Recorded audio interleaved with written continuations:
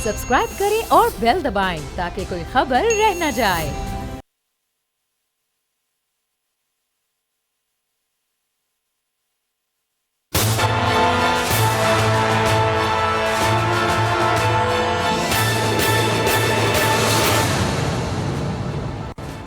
अस्सलाम वालेकुम। प्रोग्राम तज्जिया, मैं अलीना इलियास और हमेशा की तरह समी साहब और राना ताहिर साहब मेरे साथ। आज के इस प्रोग्राम में हम बात करेंगे सदर पाकिस्तान का जो खिताब है कुछ उस हवाले से, और आर्टिकल 149 और जिसके ऊपर बिलावल साहब ने एक अच्छी खासी जो है वो प्रेस कॉन्फ्रेंस की है और बड़े वाज़ेह पैगाम दिए उन्होंने वफाक को कुछ इस हवाले से। जी समी साहब। जी अलीना, बहुत शुक्रिया आपका। और डेफिनेटली सदर ममलिकत का खिताब तो है, लेकिन ये एक रूटीन की कार्रवाई बन गई। इस पर आगे चलकर प्रोग्राम में बात करेंगे। जो पॉलिटिकल डेवलपमेंट्स हैं वो बहुत अहम है। उसमें कराची के हवाले से जो आर्टिकल 149 की एक तजवीज़, उसको यानी वफाक के ज़ेर कब्ज़ा ज़ेर इंतज़ाम लाने के लिए एक जो तजवीज़ फ़रोग़ नसीम साहब ने दी, उस पर जो एक ह्यू एंड क्राई हुआ और जिस तरह बिलावल भुट्टो ने जो रिएक्शन दिया, जिस पर हम बात करेंगे कि क्या पीपल्स पार्टी जो पहले ही सिर्फ एक अब सिंध में उसकी गवर्नमेंट है और एक नेशनल वो पॉलिटिकल पार्टी थी जिसकी चारों सूबे में उसकी शाखें थी, उसकी जड़ें थी, अब वो बिल्कुल उसका जो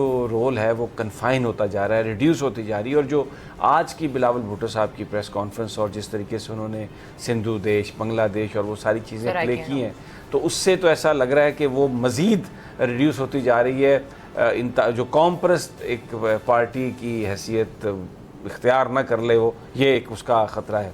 लेकिन आगाज़ राना साहब, जो सबसे अहम बात है, मुस्लिम लीग नून के अंदर ये जो एहतजाज की सियासत है उसके हवाले से बड़े सीरियस डिफरेंसेस हुए हैं। और शहबाज शरीफ साहब ने यहाँ तक पेशकश कर दी है जनाब नवाज शरीफ साहब को कि अगर आपने कन्फ्रंट्रेशन और पॉलिटिक्स में एस्टेब्लिशमेंट के साथ जो सुट पंजा आपने शुरू किया है, इसको आपने इसी तरह चलाना है, तो मैं आपसे ये कहता हूँ कि आप अपनी पार्टी का सदर कोई और मुंतखब कर लें। शहबाज शरीफ साहब ने ये हमें सोर्सेज बता रहे हैं, मुलाकात में ये कहा है नवाज शरीफ साहब से कि वो भले अगर चाहें तो अपनी मुस्लिम लीग का सदर किसी और शख्स को बना लें, क्योंकि शहबाज शरीफ साहब की दानिश्त में उनकी जो इस वक्त पॉलिटिकल एक्यूमेन है वो उनको ये बता रही है कि ये मौका नहीं है कि हम एस्टेब्लिशमेंट के साथ मज़ीद आगे लड़ाई झगड़ा करें। ये हमें इसकी नज़र भी आई बात। एहसन इकबाल साहब ने भी ये कहा कि बतौर सेक्रेटरी जनरल अभी तक मेरे पास कोई इत्तला नहीं आई कि हमने इस लॉकडाउन में किस तरह से शिरकत करनी है। ख्वाजा आसफ साहब भी यही हमें टीवी पे कहते हुए नज़र आ रहे हैं। और हैरान कुन तौर पे राना साहब, ये जो सारी गुफ्तगू है, ये कैप्टन सफदर साहब जो बिल्कुल इक्लिप्स में थे जब नवाज शरीफ साहब वज़ीर आज़म थे, बल्कि मरीम नवाज साहबा के साथ भी उनके रिलेशनशिप इतने स्ट्रेंड थे कि वो पंजाब हाउस में बिलाखिर उनको मुंतकिल कर दिया गया था। वो प्राइम मिनिस्टर हाउस में रहते भी नहीं थे, वो पनामा से पहले था। पनामा से पहले की बात है। अब जो सारे जो मैसेजेस हैं वो कैप्टन सफदर साहब लेके आ रहे हैं। लेकिन ये जो लड़ाई है जिसमें शहबाज शरीफ साहब ने ये कहा है कि आप चाहें तो मुस्लिम लीग नून का सदर किसी और को बना लें, मैं सदारत छोड़ने के लिए तैयार हूँ, क्योंकि मैं ये जो आप चाह रहे हैं कि हम एस्टेब्लिशमेंट को इस तरह से ललकारें और ये इदारों के ख़िलाफ़ जो पॉलिटिक्स है, ये जो बयानिया है, इसके साथ मैं नहीं समझता कि सियासत में हमारी गुंजाइश है। जी समी साहब, ये आपकी इतला बिल्कुल दुरुस्त है। मुस्लिम लीग नून के बड़े ज़िम्मेदार लोगों से बात हुई, वो यही बात जो आपने बात की है, इस बात की तस्दीक कर रहे हैं कि पिछले दिनों जो शहबाज शरीफ साहब की कोट लखपत जेल में नवाज शरीफ के साथ मुलाकात हुई, उसमें उन्होंने मौजूदा सूरत हाल पर तफसीली तबादला ख्याल किया और उन्होंने अपने बड़े भाई से यहाँ तक कहा कि भाईजान देखें, ये जो तसादम की पॉलिसी थी जो आपकी वजारत उज़्मा के दौर में शुरू हुई, उसने हमें यहाँ तक पहुँचा दिया। तो अब हमें मुस्लिम लीग नून को भी देखना है और अपने ख़ानदान को भी देखना है। तो हमें, और फिर दूसरा हमें मुल्क को भी देखना है। जो उनके करीबी साथी बता रहे हैं कि उन्होंने कहा कि हमें मुल्क भी सबसे ज़्यादा अजीज़ है, शहबाज शरीफ साहब ने। और इस पॉइंट पे चीज़ें पहले और ये उन्होंने कहा कि ये तसादम की पॉलिसी जो एजिटेशन की, ये जलसे जुलूसों की जो है, मैं इस बारे में इत्तफाक नहीं करता। अगर आप समझते हैं कि मैं अपने फ़राइज़ सही तौर पर अंजाम नहीं दे रहा, तो आप मुस्लिम लीग नून का सदर किसी और को बना। नहीं, जब शहबाज शरीफ साहब बाहर गए थे तब भी इस तरह की खबरें आई थी कि ऑपोजिशन लीडर जो वो बदल दिया जाएगा, सदर बदल दिया जाएगा। उस वक्त भी मेरे ख्याल में यही पॉइंट था, यही हालात खराब थे और मेरे ख्याल में कोई बातचीत हुई, पार्लिमानी लीडर असेंबली में पहले ख्वाजा आसफ साहब को बुलाया जा चुका है। तो पब्लिक अकाउंट्स कमेटी की चेयरमैनशिप भी, सदारत भी शहबाज शरीफ साहब ने छोड़ दी, वो तो बड़ा लड़ के ली थी। तो उसके लिए जाहिर है किसी तरफ से दबाव होगा ना कि ये छोड़ दें। तो ये समी साहब जो सूरत हाल है मुस्लिम लीग नून के अंदर, और ख्वाजा आसफ साहब भी जिस तरीके से कह रहे हैं कि जी ये मैसेज जो है वो तो जाने चाहिए थ्रू। लेकिन राना साहब ये बात सही है कि इस वक्त नवाज शरीफ साहब की सोच ये है, उनका ये कहना है कि पाकिस्तान में ये जो सारी पॉलिटिकल जो प्रॉब्लम है उसकी वजह यह है कि जो उनकी दानिश में जो पॉलिटिशियंस हैं उनका लीड रोल नहीं है। पीछे से जो एजेंसीज़ हैं वो उनके पास सारे इख्तियारात हैं, इदारे जो हैं वो इतने स्ट्रॉन्ग हो चुके हैं, सिक्योरिटी के इदारे के सियासत नहीं की जा सकती, इसलिए इस चीज़ का ख़ात्मा ज़रूरी है। हो सकता है इन प्रिंसिपल अगर हम दूसरे ममालिक को देखें तो वो उनकी एक बात एक हद तक दुरुस्त लगती है, लेकिन यहाँ की जो रियलिटीज़ हैं उसके मुताबिक तो इस सारी सिचुएशन में सियासतदानों का अपना बड़ा रोल है। सियासतदान जिस अंदाज़ में अमूर मुमलिकत चलाते हैं, जिस तरह से एक वैक्यूम छोड़ते हैं, अगर उनका वो वैक्यूम वो ना छोड़ें तो किसी इदारे बात करने की ज़रूरत नहीं है। अब जिस तरह हम कल बात कर रहे थे, बिल्कुल अच्छी बात है चीफ जस्टिस साहब की ये कि suo motu notice national importance की जो चीज़ें हैं उस पर अदालत को ज़रूर लेना चाहिए। लेकिन मुझे ये बताएं, जब लोग सड़क पे मर रहे हों, जब लोगों को दिन दिहाड़े उठा के आप अगवा करके उन्हें कत्ल कर दें, किसी की जायदाद महफूज ना हो, किसी की इज्जत महफूज ना हो, तो लोग तो फिर अदालत से इस बात का तकाजा करेंगे कि आप इसमें अपना ये सुओ मोटो और ये इस एक्सरसाइज करें इस रोल को। तो इसमें जिसने भी उस वैक्यूम को फिल किया, जब चीफ जस्टिस साकिब निसार साहब ने वो जो एक गैप था जो एडमिनिस्ट्रेशन का, जब उसको फिल किया तो आप देखें पूरे पाकिस्तान में उसकी तारीफ़ हुई। और मैं आपको एक बात बता रहा हूँ, कल हम या परसों इस पर प्रोग्राम भी करेंगे कि स्कूल्स की फ़ीस का जो मामला था उसमें उन्होंने गर्मियों की छुट्टियों में जो फ़ीस देते थे पेरेंट्स, कहा था कि ये नहीं दें। अब क्या किया है ये बड़े बड़े स्कूल्स ने, वो जो फ़ीस तब नहीं ली थी सुप्रीम कोर्ट के अहकामात पर, उसको बतौर एरियर्स 20,000 रुपये हर वो जो चलान फार्म देते हैं उसमें उन्होंने ऐड कर दिया। तो अब ये जो चीज़ें हैं, ये जो एक गैप है मैनेजमेंट का, एडमिनिस्ट्रेशन का इस मुल्क में, उसको किसी न किसी ने तो फिल करना है। तो ये नवाज शरीफ साहब और जरदारी साहब अगर आज मिल गए हैं और वो समझते हैं कि जी सियासतदानों का पार्लियामेंट का एक रोल होना चाहिए, तो फिर बड़ा सवाल ये कि पार्लियामेंट ने किया क्या। यानी आप ये बताएं कि इस पार्लियामेंट ने अगर नैब ने इनके खिलाफ पर्चे किए, एहतसाब का अमल जारी किया, तो ये नैब के पीछे पड़ गए। किसी आदमी ने आके इनसे बात की कि आप अपनी ज़ात से बढ़ के सोचें।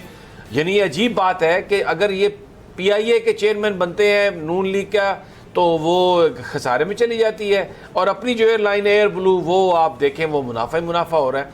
स्टील मिल पाकिस्तान की बंद हो गई है, कहते हैं उसको प्राइवेटाइज करना है, लेकिन अपना जो स्टील का कारोबार है इत्तेफाक फाउंड्रीज का वो बच्चे दे रही है, वो बच्चे दे रहा है, वो तरक्की कर रहा है। तो ये जो गैप्स हैं, ये जो चीज़ें हैं, इन चीज़ों की वजह से शहबाज शरीफ साहब का ये कहना कि आप इदारों से अगर झगड़ा इस वक्त करेंगे, और ये जो इस वक्त बॉर्डर पर सूरत हाल है, इस वक्त जिस तरह इंडिया कश्मीर के इशू पर चढ़ दौड़ा है, तो ये जो सूरत हाल है, ये तो एक ऐसी सूरत हाल है कि बड़ा सीरियस इसमें आएगा, कॉन्फ्लिक्ट आएगा। लेकिन राना साहब जो वर्कर है नून लीग का, अगर हम नून लीग को देखते हैं तो वो नाम है नवाज शरीफ का।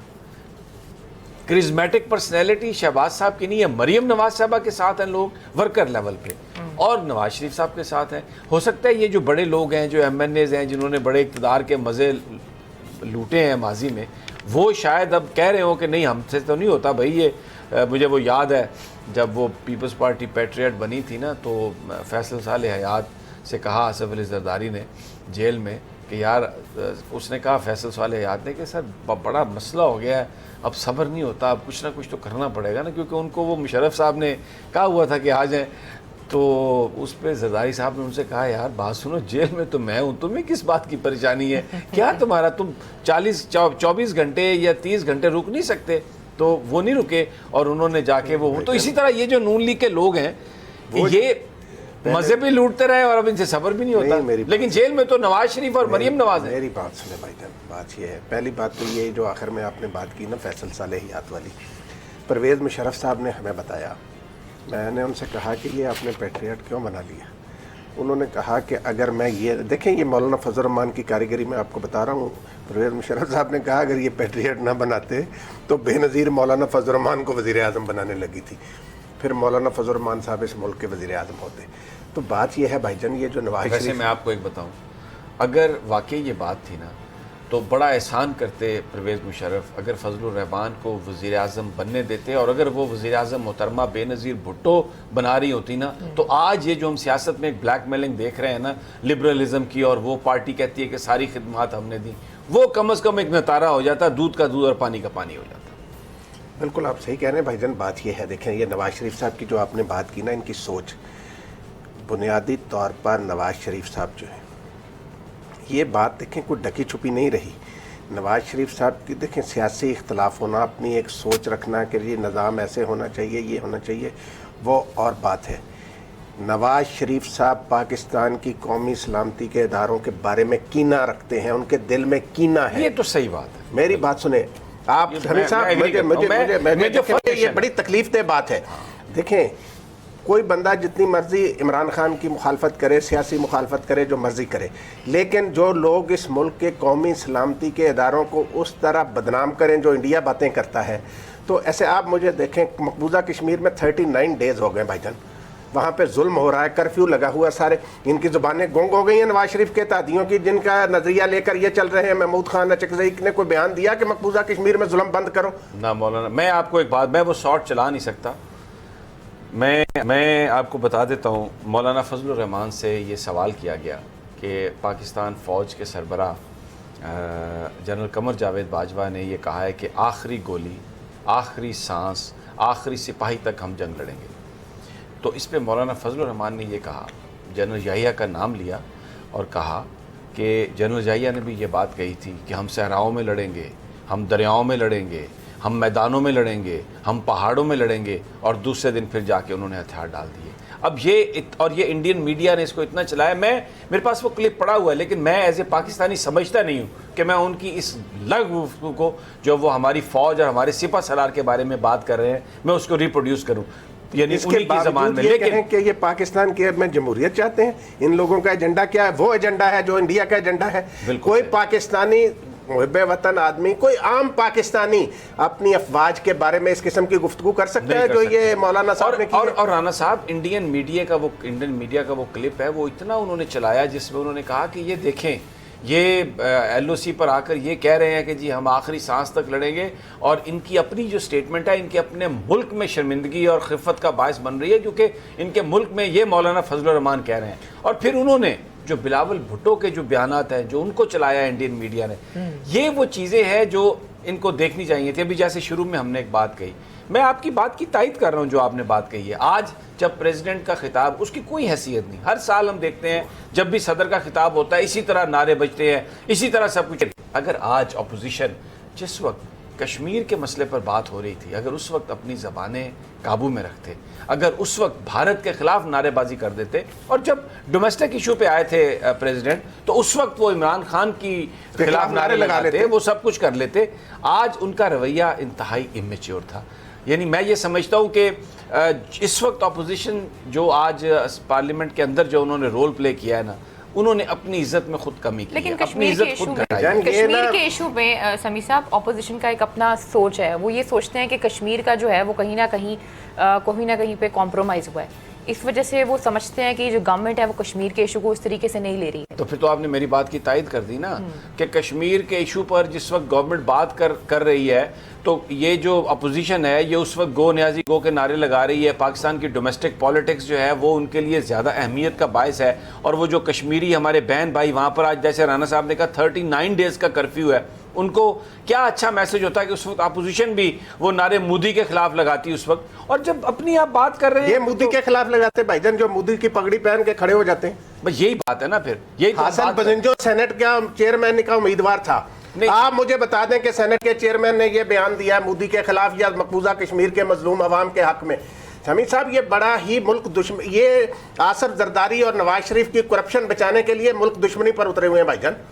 یہ اس وقت جو خاموشی ہے نا، یہ کرمنل سائلنس ہے، اور یہ اس وقت جو بات کر رہے ہیں، یہ ابھی جو لاک ڈاؤن سے مولانا فضل الرحمان بھاگے ہیں نا، جو انہوں نے یہاں، کیونکہ ان کو یہ سمجھ آ گئی کہ یہ اپنے مدرسے کے بچے تو لا سکتے ہیں، یا جو ان مدارس سے فارغ التحصیل لوگ ہیں ان کو لا سکتے ہیں، لیکن جو عام آدمی ہے وہ ان کی اس تحریک کا حصہ بننے کے لیے نہیں آ رہا۔ نہ کوئی مسلم لیگ نون لا سکتی ہے, نہ کوئی پاکستان پیپلز پارٹی لا سکتی ہے. اور رانا صاحب جو آج بلاول بھٹو نے جو, اگر پروڈیوسر صاحب کوئی خطاب کا ان کا حصہ ہے, اگر میں نے آپ کے ساتھ وہ کلپ ذکر کر رہا تھا, اگر وہ آپ چلا سکیں تو ذرا آپ خود, میں اس کو ریپروڈیوس کرتا ہوں کہ کیا کمپیریزن اور کیا پیرلل ڈرا کر رہے ہیں بلاول بھٹو. یعنی مجھے افسوس ہوا اس ینگ نوجوان پہ کہ بڑی امیدیں تھیں لیکن بہت ہی انہوں نے مایوس کیا. اب یہ پیپ ہم نے اس لیے لگائی کہ شاید وہ جو ایک ورڈ ہے, جوڑتا اصل ورڈ ہے, لیکن ان کی ایک وہ پرابلم ہے لینگویج کا, اس لیے وہ اس کی جو ساؤنڈ ہے وہ عجیب طرح سے آتی ہے, وہ ہم نے اس پہ بیپ لگائی. لیکن اب وہ سندھو دیش کا نام لے رہے ہیں. مجھے بتائیے, آپ یہ موقع ہے کہ آپ سندھو دیش, کراچی, میں اس سے قطع نظر, میں اس کی سپورٹ یا اپوزیشن نہیں کر رہا. کراچی پاکستان کا حصہ ہے, کشمیر بھارت کا حصہ نہیں ہے. کشمیر پر بھارت نے غاصبانہ قبضہ کیا ہوا ہے اور یہ آرٹیکل 149 پاکستان کے آئین کا حصہ ہے. اگر آرٹیکل 149 کے تحت کراچی کا نظام, ہو سکتا ہے یہ کنٹروورشل ایشو ہو, لیکن اگر حکومت اس کو لیتی ہے تو یہ پاکستان کے آئین اور قانون میں یہ درج ہے. اور کراچی کے اندر کوئی علیحدگی کی تحریک نہیں ہے. کراچی کوئی ایسا نہیں ہے کہ پاکستان نے اینیکس کیا ہو یا پاکستان کے ساتھ کسی نے اس کی ایکسیشن ہوئی ہو.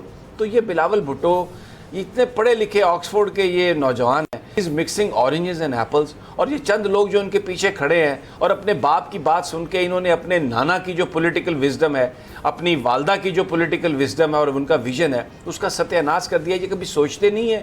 یہ پیپلز پارٹی جو ایک ایسی جماعت تھی جس کی چاروں, کہتے تھے نا پیپلز پارٹی چاروں صوبوں میں اس کی زنجیریں ہیں, وہ جماعت اب ایک علاقائی جماعت کے طور پہ بن کے رہ گئی ہے. یہ پہلے زرداری صاحب نے ختم کیا اس جماعت کو, اور اب باقی ماندہ جو اس میں جو کیل ٹھونکی جا رہی ہے وہ خود بلاول صاحب کر رہے ہیں. کبھی انہوں نے اپنی والدہ کی شہادت کا نہیں سوچا, اپنے والد کی پھانسی کا نہیں سوچا. یہ کیا بات کر رہے ہیں, یہ کس طرف لے کے جا رہے ہیں. وہی بات کریں جو ان کے والد صاحب نے کی تھی, آصف علی زرداری صاحب نے مہاجروں والی بات کی تھی. وہی جیسے, یعنی یہ لوگ کون لوگ ہیں یہ. دیکھیں بات بھائی جان جو آپ نے کی ہے نا, دیکھیں کراچی کے حوالے سے یہ آئین جو ہے, اس میں جو یہ آرٹیکل ہے یہ عمران خان نے شامل نہیں کرایا. بالکل, نہ یہ آئین عمران خان نے بنایا, ان کے نانا نے شامل کرایا. ان کے نانا کے دور 1973 کے کانسٹیٹیوشن میں یہ چیز لکھی ہوئی ہے کہ اگر وفاق یہ محسوس کرے کہ کسی جگہ پر پاکستان کی معاشی صورتحال کے حوالے سے, سلامتی کے حوالے سے کوئی کام کرنا ضروری ہے تو وفاق ہدایات بھی دے سکتا ہے اور وہاں کام بھی کر سکتا ہے. وہاں صوبے کا حکم نہیں چلے گا, وہاں وفاق کا حکم چلے گا.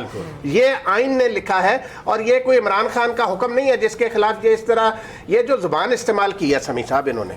یہ دیکھیں نا, ان کو ذرا برابر بھی, یہ میں نے کہا نا کہ یہ اندھے ہو گئے ہیں, یہ اس طرح کی جو باتیں کر رہے ہیں. اور ابھی وہ میں آپ کو بتاؤں, بعض اوقات کہتے ہیں کہ کسی کے منہ سے بھی جو بات جو ہے نا, میں کئی دفعہ میں کہہ چکا ہوں کہ پاکستان میں خرابیوں کی جڑ جو ہے نا یہ پارلیمانی نظام ہے. اور آج جس پہ آپ نے لفظ کو روکا ہے وہ ان کے منہ سے جو نکلا ہے بلاول بھٹو صاحب کے, اس نظام نے واقعتاً اس ملک کے ساتھ بڑا ظلم کیا ہے. یہ پارلیمانی نظام جو ہے, یہ آرٹیکل اس لیے لگانے کی بات ہو رہی ہے تاکہ جو لوگ ہیں وہاں پہ کرنٹ سے نہ مرے, بدبو سے نہ مرے, ڈینگی سے نہ مرے. رانا صاحب وہاں پہ لوگ, بارش ہوتی ہے اور سڑکوں پہ بچوں کی لاشیں نظر آتی ہیں, اس شہر میں کچرا ہے, اس شہر کا کوئی والی وارث نہیں ہے. اگر اس کو چاہیے تو یہ تھا کہ پروونشل گورنمنٹ اگر کراچی کے عوام بہتر سوچ رہی ہوتی تو وہ کہتی کہ بالکل جی ہم پوری مشینری آپ کے ساتھ ہے, بڑی اچھی بات ہے, اگر ہم سے کوئی کوتاہی ہوئی ہے تو آئیے آپ سنبھالیں, ہم آپ کے ساتھ ہیں. نے سعید غنی کی پریس کانفرنس نہیں سنی, اس نے کہا یہ دروازہ جاتا ہے چیف منسٹر سندھ کی طرف سے, ادھر سے گزر کے کراچی میں کوئی کام کرنا ہے. اور جب بھی اس کا ایشو آتا ہے کراچی کا تو بلاول کہتے ہیں جی این ایف سی, آج بھی یہ بات کہ جی این ایف سی نہیں ہوا اور وہ کونسل آف سی سی آئی کا اجلاس نہیں ہو رہا. اپنی جو نااہلی ہے, اپنی جو نالائکی ہے, اور جس وجہ سے اپنی جو لالچ ہے, جو کرپشن ہے, یعنی it's a mix of all that نا. میں ابھی جب کراچی گیا نا رانا صاحب, تو میں جب جا رہا تھا تو آفس کا ڈرائیور مجھے لے کے جا رہا تھا, تو اس نے مجھے دکھایا ایک بہت بڑا ٹاور. میں نے کہا بھئی یہ تو کوئی نئی چیز بنی ہے. انہوں نے کہا جناب یہ آصف علی زرداری صاحب کا ٹاور ہے, یہ اس میں ان کا حصہ ہے. اب یہ اتنی بڑی بلڈنگز, اتنے بڑے بزنسز ان کے, اور بس اب یہ سندھ کی صرف انہیں گورنمنٹ چاہیے. اور اب میں آپ کو بتاؤں یہ اتنی ریڈیوس ہو گئی ہے. جو آج بلاول بھٹو نے تقریریں کی ہیں نا, آج مجھے سب سے زیادہ جو طرز یا سب سے زیادہ دکھ جو میں نے محسوس کیا نا, وہ مجھے یقین ہے کہ پیپلز پارٹی کے وہ لوگ جو ذوالفقار علی بھٹو کی آواز پر، جو محترمہ بے نظیر بھٹو کی آواز پر جنہوں نے ماریں کھائیں، جنہوں نے جیلیں برداشت کیں، آج وہ دکھی ہوں گے کہ بلاول بھٹو جو بات کر رہے تھے سندھو دیش، بنگلہ دیش، کے پی پتہ نہیں پختونستان، ہر وہ زبان جو، کیونکہ یہ تو بڑے چھوٹے تھے ان کو پتہ نہیں، اور وہ جمیل سومرو کی بریفنگ ہوگی یا وہ زرداری کے اور کسی چماٹ کی بریفنگ ہوگی، انہوں نے جو باتیں کہلوائی ہیں ان سے بلاول بھٹو نے، وہ بلاول بھٹو کا جو پولیٹیکل کیریئر ہے نا، وہ جو نادر مگسی سے زیادہ اب نہیں رہا۔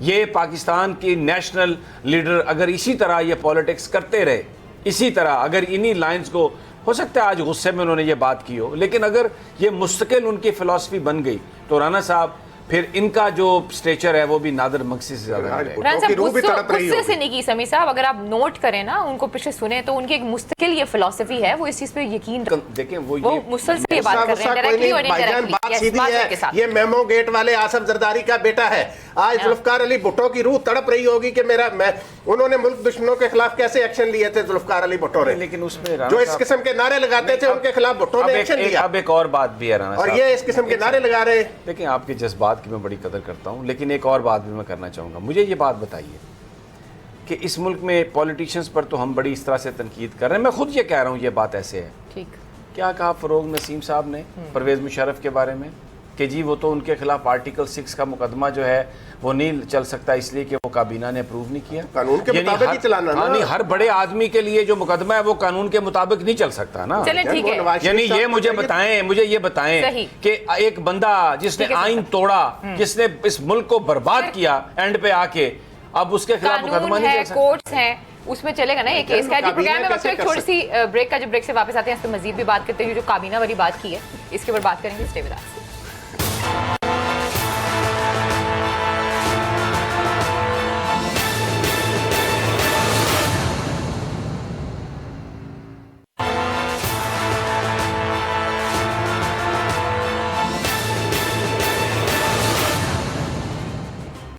ویلکم بیک ناظرین، پھر آپ کو خوش آمدید کہتے ہیں۔ جی سمیع صاحب جی، یہ جو مولانا فضل الرحمان کی ہم پولیٹکس پہ بات کر رہے تھے بریک پر جانے سے پہلے، تو رانا صاحب جو وفاقی وزیر داخلہ کی جو سٹیٹمنٹ ہے، جو ان سے پوچھا گیا کہ یہ آپ مولانا فضل الرحمان سے کوئی ڈیل کر رہے ہیں، تو انہوں نے کہا کہ نہیں ڈیل تو نہیں ہو رہی، لیکن یہ ڈھیلے پڑ جائیں گے مولانا فضل الرحمان۔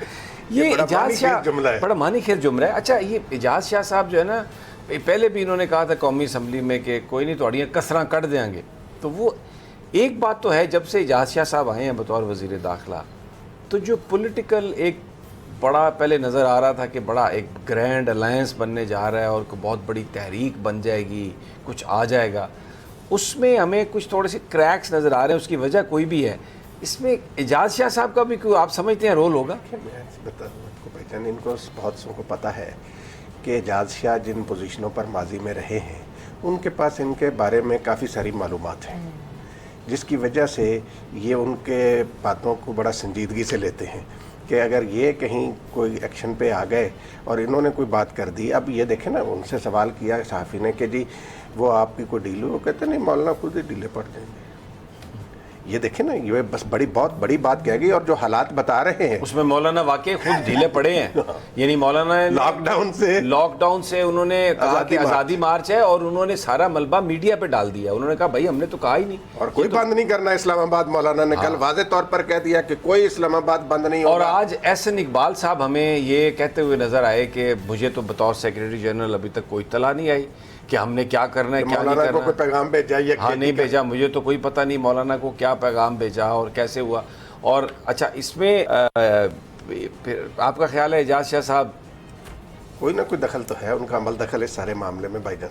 یہ جو لاک ڈاؤن جو ہے آزادی مارچ میں بدلا اور باقی ساری چیزیں، تو کیونکہ وہ اپنا آپ کو پتا کہ بڑے حساس جگہوں پر رہے ہیں، تو الفاظ کا چناؤ بھی وہ بڑا سوچ سمجھ کر کرتے ہیں۔ وہ جو پاکستان کی روایتی سیاست ہے نا، جس میں وہ کہتے ہیں نا کیرٹ اینڈ سٹک دونوں کی استعمال کیا جاتا ہے، وہ میرا خیال ہے ان لوگوں میں بڑا تجربہ رکھتے ہیں، اس کا بڑا تجربہ ہے۔ ٹھیک ہے، اچھا جی، اب ایک بڑا ظاہر ہے پولیٹکس سے ریلیٹڈ ہے، وہ الیکشن کمیشن کے جو سربراہ ہیں، چیف الیکشن کمشنر، وہ ایک ریفرنس حکومت بھیجنے کا سوچ رہی ہے سپریم کورٹ میں۔ خبریں یہ آ رہی ہیں کیونکہ 2 ممبر جو تھے کمیشن کے جو گورنمنٹ نے جن کی تعیناتی کی تھی چیف الیکشن کمیشنر نے ان سے حلف نہیں لیا اور کہا یہ کہ یہ قانون کے مطابق نہیں آپ نے اس کی تقرری کی، کیونکہ ہوا یہ تھا کہ گورنمنٹ اور اپوزیشن کے درمیان 6-7 مہینے سے ڈیڈ لاک تھا. اپوزیشن نے کچھ نام دیے، کچھ گورنمنٹ نے اتفاق نہیں تھا. تو 6-7 مہینے کے بعد پھر ظاہر ہے نظام تو چلانا ہے، گورنمنٹ نے اس کی تعیناتی کر دی 2 ممبران کی، کیونکہ یہ تو لکھا ہوا ہے آئین میں کہ اپوزیشن اور حکومت مل کے طے کریں گے، لیکن اگر ان کا کسی بات پر تعین نہ ہو سکا تو کون کرے گا، اس معاملے میں ابہام تھا. تو گورنمنٹ نے وہ تعیناتی کر دی. اس وقت بھی کچھ لوگوں نے یہ کہا تھا کہ بہتر ہوتا حکومت اگر اس وقت تعیناتی کرنے کی بجائے اگر کسی پوائنٹ پر چیزیں کلیئر نہیں ہیں تو آپ سپریم کورٹ آف پاکستان سے جا کے گائیڈ لائن دے سکتے ہیں کہ جناب اس کو کیسے حل کیا جائے. اب یہ معاملہ جا رہا ہے سپریم کورٹ میں، کیونکہ گورنمنٹ کا یہ کہنا ہے کہ وہ جو 2 ممبران تھے ان سے جو حلف نہیں لیا چیف الیکشن کمشنر نے وہ قانون کی خلاف ورزی ہے، کیونکہ جب ہم نے نامینیٹ کر دیے تو ان کا کام یہ تھا کہ وہ صرف ان سے حلف لے لیتے. تو اب 2 مہینے کے بعد سردار رضا صاحب بھی ریٹائر ہونے والے ہیں، رانا صاحب تقریباً 2 مہینے کے بعد.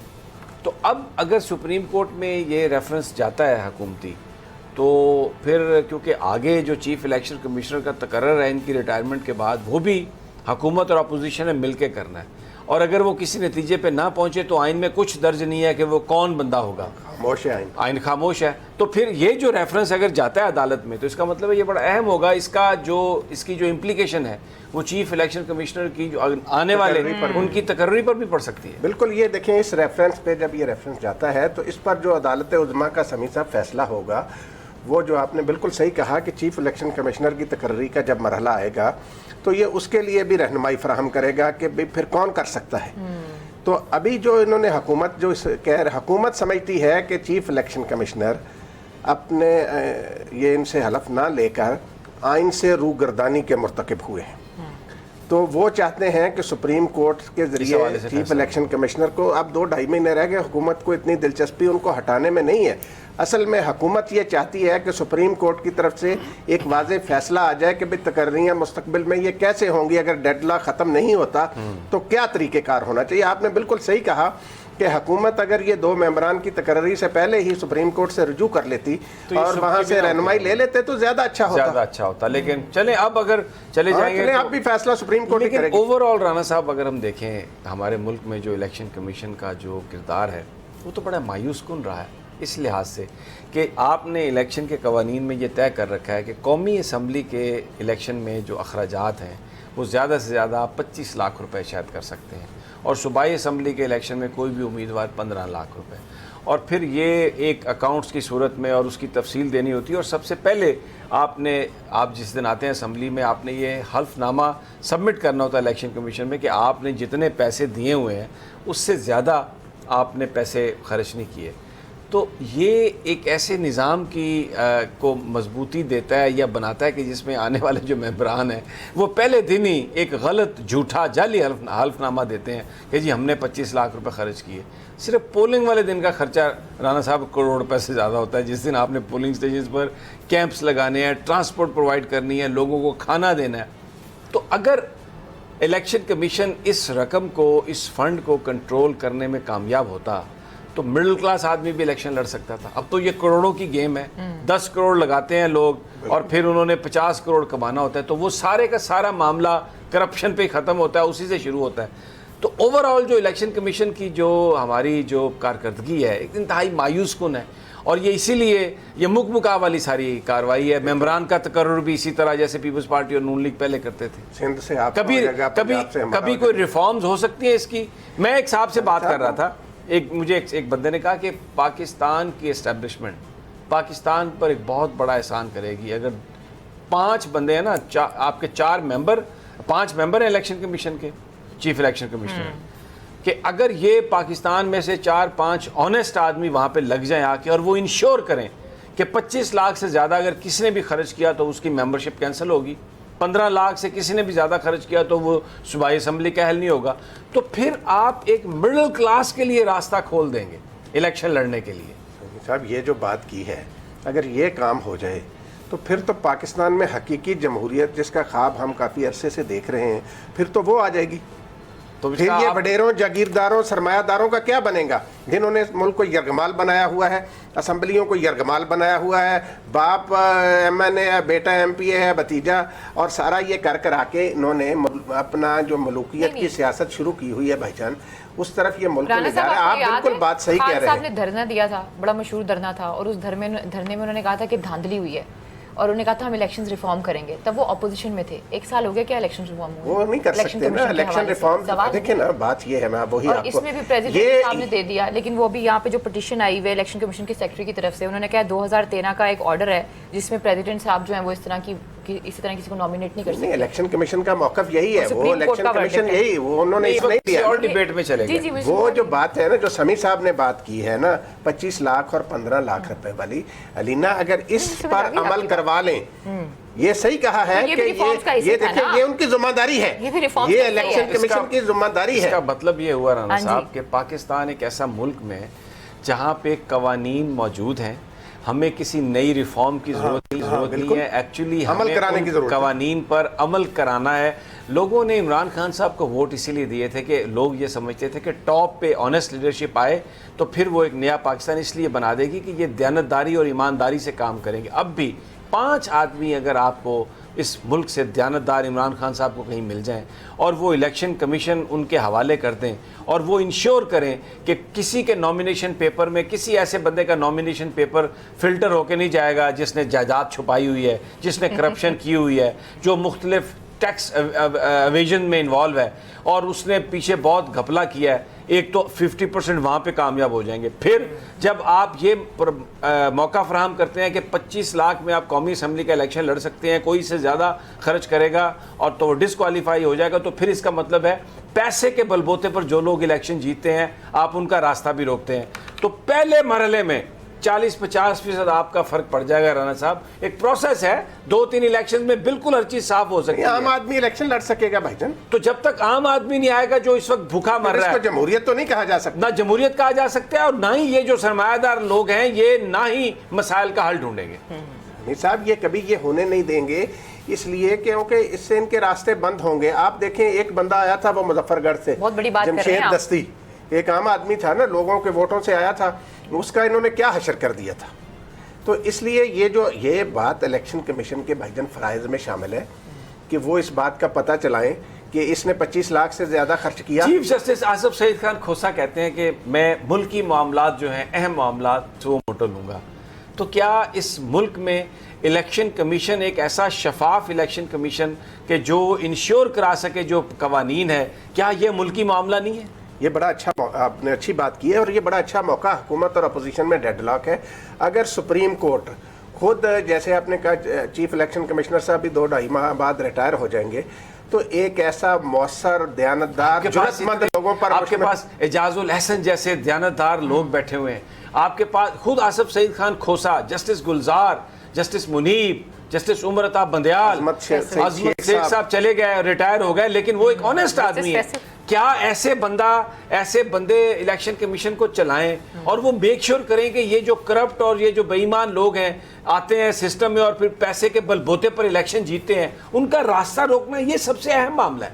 ये आम आदमी का मामला है राना साहब। अमीर साहब, फिर पाकिस्तान में सिस्टम भी मजबूत होगा, इदारे भी मजबूत होंगे, जो बात आपने कही। अलीना आप बोले, अमल हो जाए।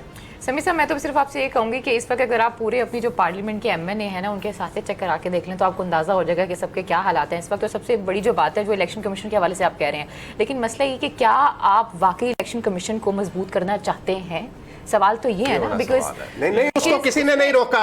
जो समीर साहब ने बात की ना अलीना, कानून में इलेक्शन कमीशन का ये इख्तियार है कि वो इस बात को इंश्योर करे। नहीं कर पाते ना। हाँ, तो जैसे आप एंकर है ना प्रोग्राम की इस वक्त, क्यों नहीं कर पाते? आपके हाथ में है प्रोग्राम जिस तरह मर्जी ले जाए। क्यों नहीं कर पाते? अब तो तब्दीली आ गई है ना। नहीं, वो इसलिए नहीं करते कि वो नाम ही नहीं कर पाते। अरे वो स्टूजेस हैं जो लगे हुए हैं, वो अक्सरियत बनाया इसीलिए कि आपने इस करप्ट निजाम को आगे लेके जाना। तो ये जो स्टूजेस हैं, इनसे क्या हमारी कभी जान छुटेगी या नहीं छुटेगी? कुछ छुड़वाएगा हमारी जान? लोगों ने आपको वोट दिए, लोगों ने खान साहब को वोट दिए नए पाकिस्तान बनाने के लिए, तो आप पर ये फर्ज है, आप इंस्टीट्यूशनलाइज करना चाहते हैं, सिस्टम के लिए चाहते हैं, 5 दयानतदार बंदे इलेक्शन कमीशन में लगा दें, ऑनेस्ट आदमी, तो ये 50% پھر لوگ پہلے کہتے ہیں میں الیکشن میں جذباتی ہو نظام جاتی ٹھیک ہو جائے ہوں. گا. اس سے بہتر ہے کہ آج میں آپ کو اتنا کہوں کہ ہمارے پروگرام کا وقت جو ہے وہ ختم ہو گیا اور ہم تینوں کو اجازت دیجیے. اپنا بہت خیال رکھیے. اللہ نگہبان.